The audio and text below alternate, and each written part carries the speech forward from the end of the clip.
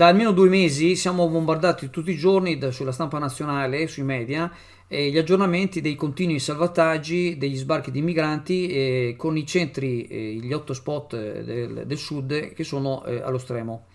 Ma in realtà la situazione al nord non è molto diversa, anzi forse gli arrivi sono anche maggiori in quanto i migranti arrivano, tra virgolette, alla chetichella, passando la frontiera a piedi con la Slovenia, nei treni e nascosti nei tir.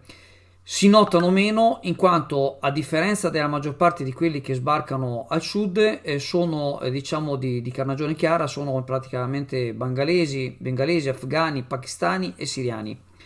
Tra l'altro i siriani, una volta che sono stati diciamo registrati, in pochissimo tempo scompaiono perché vanno senz'altro dagli amici e parenti che sono già da tempo in altri stati europei.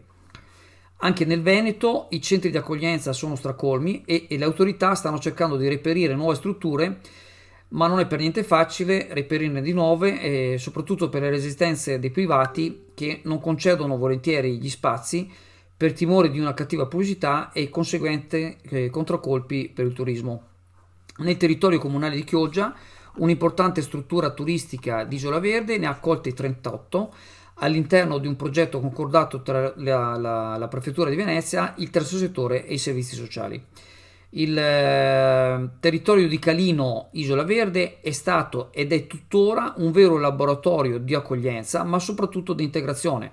Tra questi l'azienda agricola Vivai Bacchetto, che da qualche anno all'interno della loro importante realtà, oltre che a dar lavoro a questi giovani, hanno concesso spazi ai servizi sociali per poter gestire corsi per l'apprendimento della lingua italiana e non solo.